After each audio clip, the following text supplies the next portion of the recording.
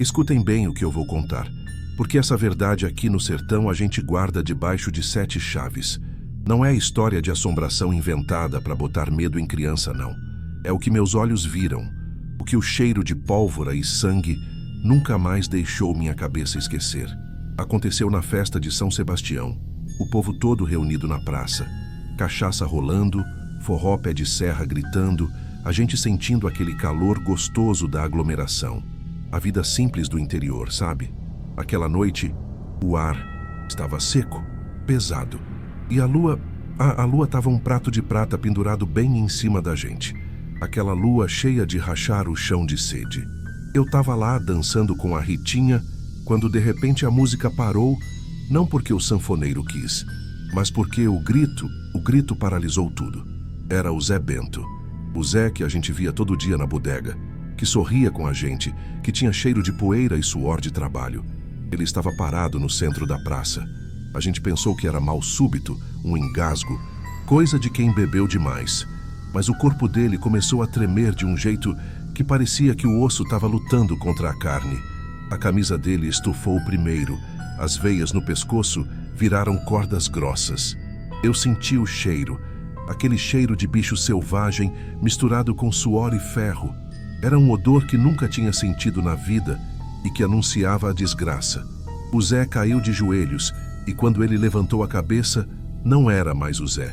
As pessoas começaram a recuar, mas era tarde. A transformação já tinha começado e na frente de todos nós, sob a luz daquela lua maldita, o nosso vizinho virou aquilo. Um lobo, um homem. Era o terror feito carne.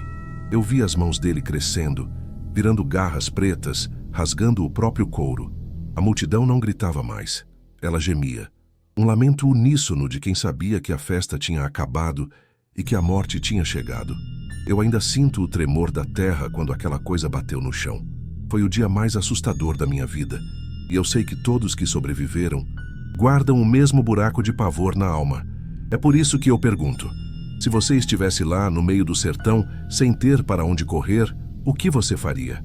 Já viveu algo tão inexplicável que te fez questionar a realidade? Deixa aqui nos comentários. Eu quero saber se o medo mora só aqui. Eu estava a menos de 10 metros. Eu vi o Zé tombar, e o primeiro som que saiu dele não foi humano. Foi um som gutural, úmido, como madeira velha quebrando sob pressão. O forró tinha morrido, e o silêncio que se instalou na praça era mais aterrorizante que qualquer grito. A luz do lampião de querosene iluminava o centro da cena, e a sombra do Zé começou a se alongar de forma bizarra. Nós vimos a camisa de algodão rasgar nos ombros. Não era um rasgo limpo, era um estouro, como se a musculatura tivesse se expandido numa velocidade absurda. Eu pisquei, e quando abri os olhos, a pele do Zé parecia estar cozinhando por dentro. Estava vermelha, quase roxa, e o vapor subia como se o corpo dele fosse uma fornalha. O cheiro de enxofre e sangue começou a dominar o ambiente, tirando o ar dos nossos pulmões. Eu prendi a respiração. A Ritinha, ao meu lado, soltou um guincho abafado e caiu, agarrando a minha perna. Eu não conseguia tirá-la dali, porque minhas pernas também tinham virado chumbo. O terror congela, ele não permite movimento. Nós éramos testemunhas presas, forçadas a assistir à anatomia se desmanchar.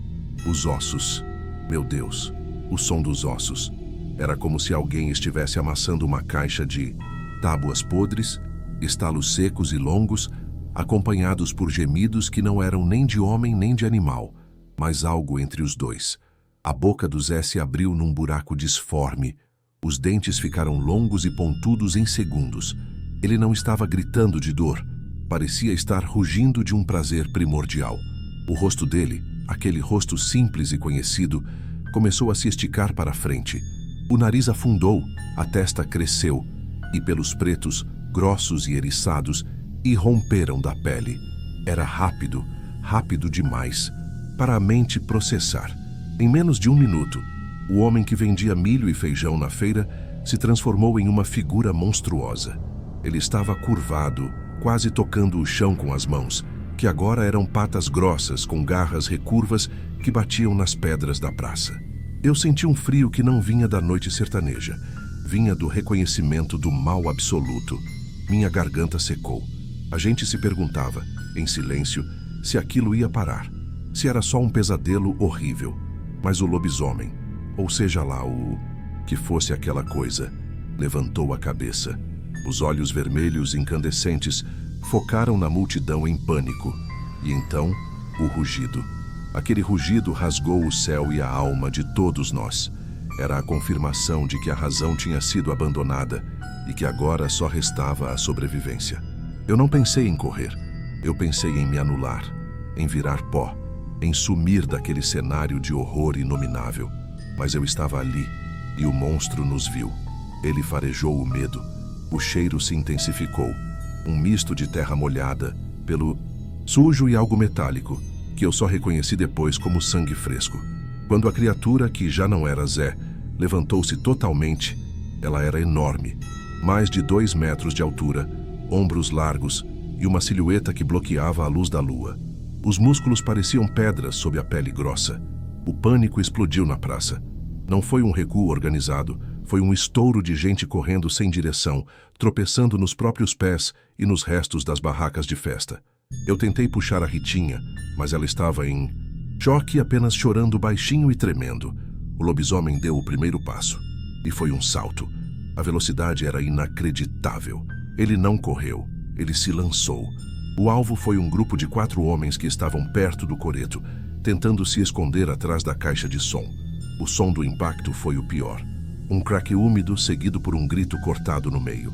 Eu não vi a ação em si, mas eu vi o resultado. Um dos homens foi arremessado contra a parede da igreja e ele não se moveu mais. O monstro estava em cima dos outros 3, as garras trabalhando como facões. A escuridão parecia se fechar em volta dele, mas o lampião mostrava o suficiente. A carne sendo dilacerada, os pedaços voando. O fedor de sangue quente era insuportável. Eu forcei a Ritinha a se arrastar para trás de um tonel de água vazio. Nós nos enfiamos ali, o coração batendo na garganta. Eu conseguia ouvir a respiração pesada do monstro, os rosnados baixos de satisfação, enquanto ele terminava com suas primeiras vítimas. Ele estava se alimentando ou apenas destruindo. A diferença não importava. O terror não era apenas o que víamos, mas o que sentíamos. A absoluta certeza de que não havia como lutar contra aquilo. Nossas armas eram facas de cozinha e o terço que minha mãe sempre me mandava carregar. Inúteis. O monstro soltou um urro de triunfo. Aquele som vibrou no chão de pedra e eu senti a vibração dentro do meu peito. A Ritinha apertou minha mão com tanta força que senti meus dedos esmagarem, mas eu não liguei. Eu estava totalmente focado na criatura, esperando que ela não olhasse para a nossa direção. O lobisomem se virou lentamente, a cabeça pendendo para um lado, como se estivesse ouvindo o pânico silencioso dos sobreviventes escondidos. Os olhos vermelhos brilhavam na escuridão, e eles pareciam vasculhar cada sombra. Eu sabia que, se ele nos visse, seríamos os próximos. A criatura se moveu em direção à rua principal, farejando. Ela não estava apenas atacando, estava caçando. E nós éramos a caça. Nós rastejamos para fora do tonel. A praça agora era um cenário de massacre. Pedaços de roupa, poças escuras no chão e o silêncio pós-violência. Era um silêncio que gritava. Eu olhei para a igreja, onde o sino parecia ironicamente seguro no alto, mas inalcançável. O monstro tinha seguido pela rua principal em direção à casa do prefeito. Nós tínhamos alguns segundos de vantagem. Eu peguei Ritinha no colo, ignorando o peso, e corri em direção aos fundos da praça, onde ficavam os becos estreitos entre as casas de taipa. A ideia era chegar ao açougue, onde sabíamos que o seu Juvenal guardava uma espingarda velha. Era uma esperança estúpida, mas era tudo o que tínhamos.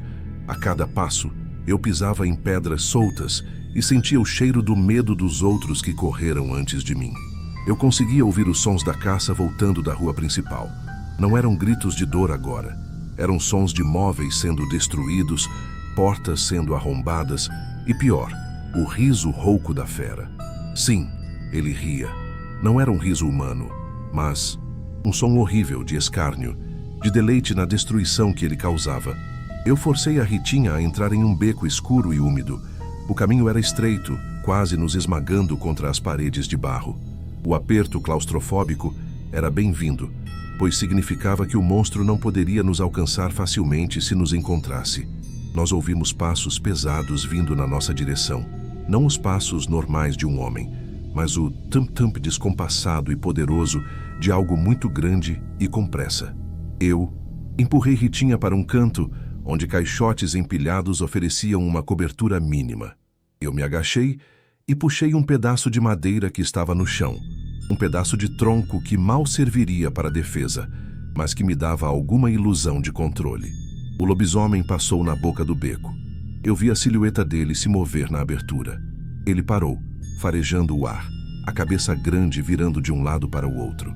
Eu senti o hálito da criatura. Era um cheiro de carne podre e saliva quente. Eu rezei para todos os santos que minha mãe me ensinou a rezar, prometendo o que fosse preciso se ele apenas seguisse em frente. Ele deu um passo, e foi o passo errado. Ele pisou em uma lata de lixo vazia, fazendo um barulho estrondoso. O monstro parou e olhou diretamente para nós, ou para a sombra que cobria os caixotes. Aqueles olhos vermelhos eram a face da desgraça. Não havia mais Zé ali. Era puro ódio faminto. O monstro soltou um rosnado alto e ameaçador. Eu sabia que ele ia atacar.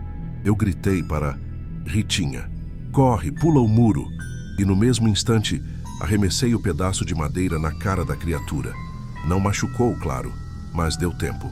O monstro soltou um rugido de frustração e veio na minha direção, as garras prontas. Ritinha, movida pelo puro instinto, conseguiu se içar sobre o muro baixo que separava o beco da horta vizinha. Eu fiz o mesmo, sentindo o ar quente do ataque do monstro roçar na minha nuca.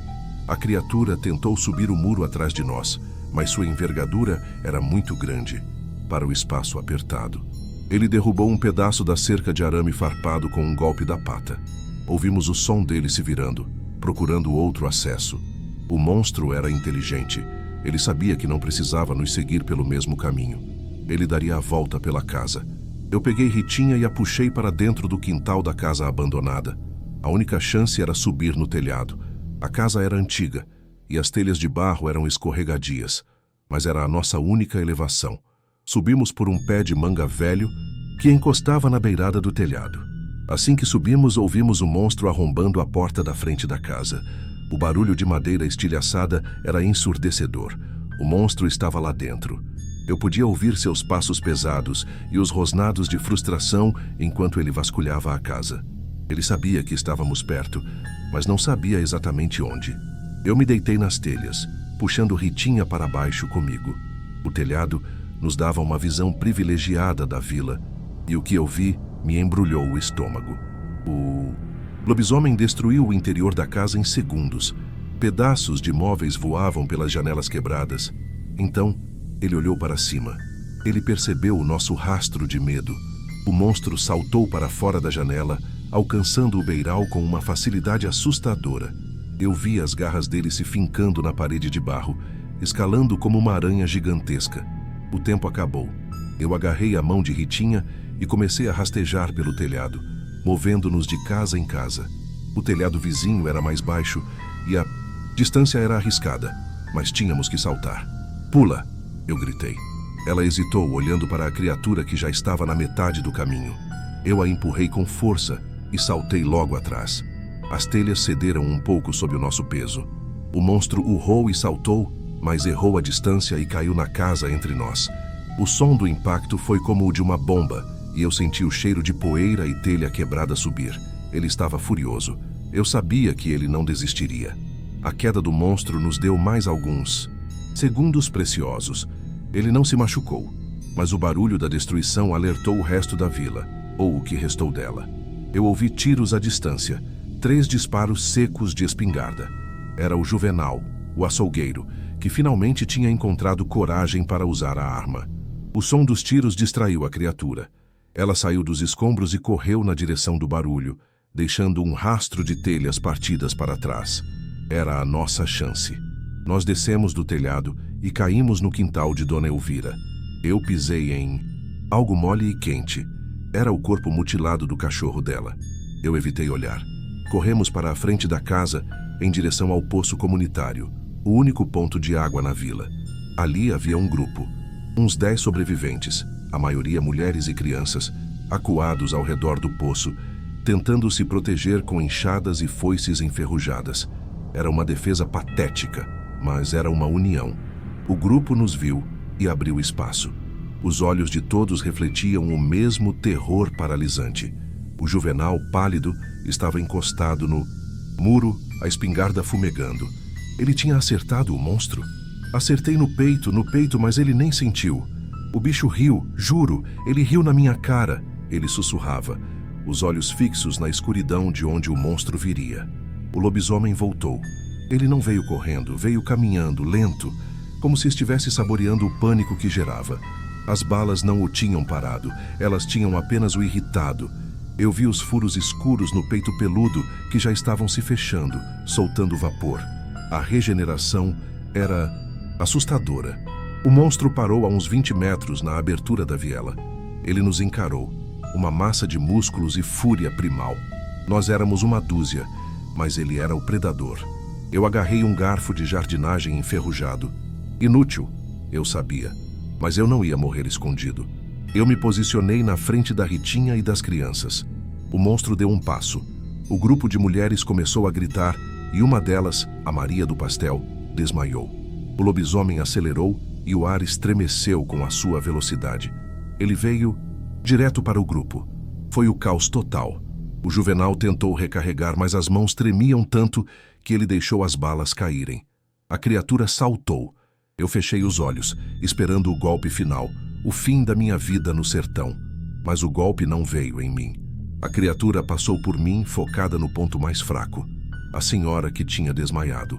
O som da violência era ensurdecedor. Eu abri os olhos.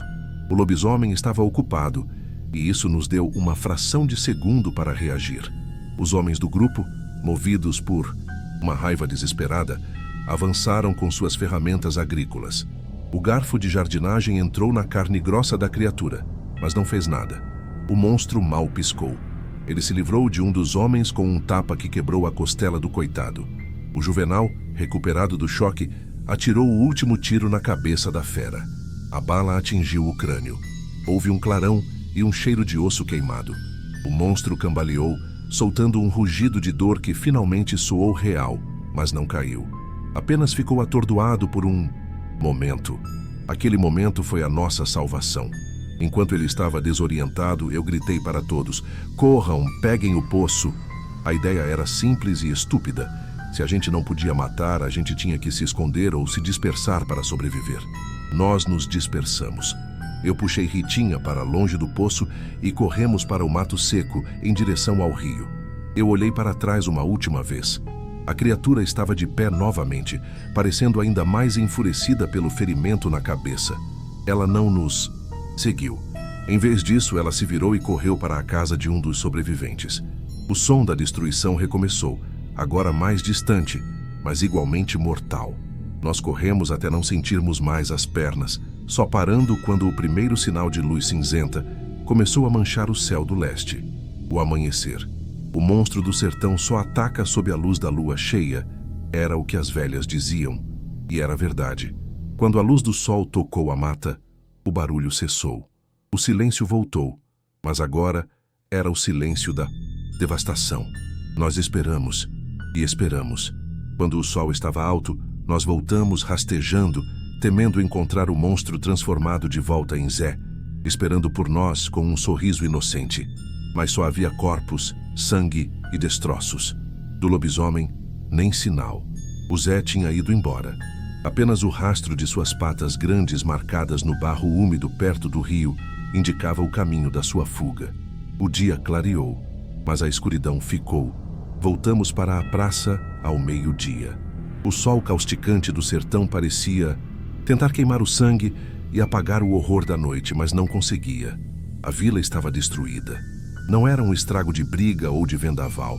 Era algo muito mais pessoal e violento. Contamos os mortos, 7 pessoas. 7 vizinhos que dançavam conosco sob a lua na noite anterior.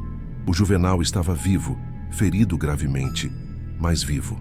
E foi ele quem articulou a verdade que todos nós sabíamos que devia ser mantida em segredo.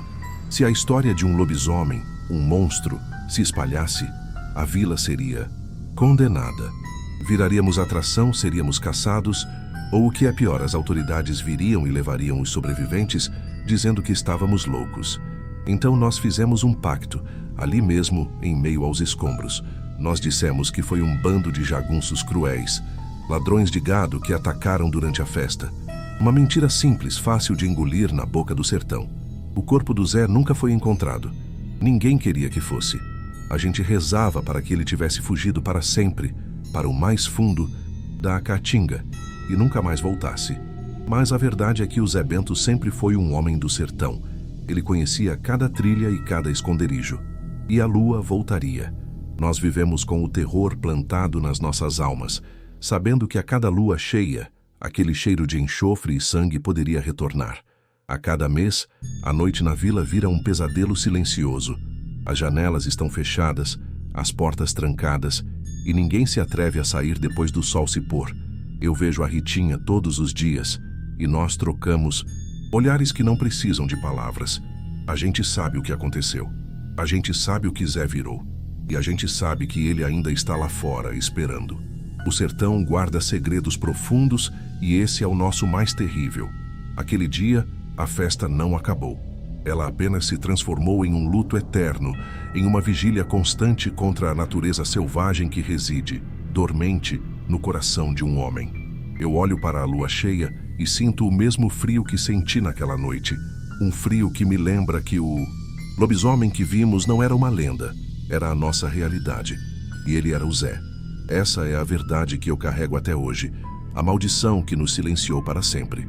Fica o medo, fica a lembrança daquele rugido.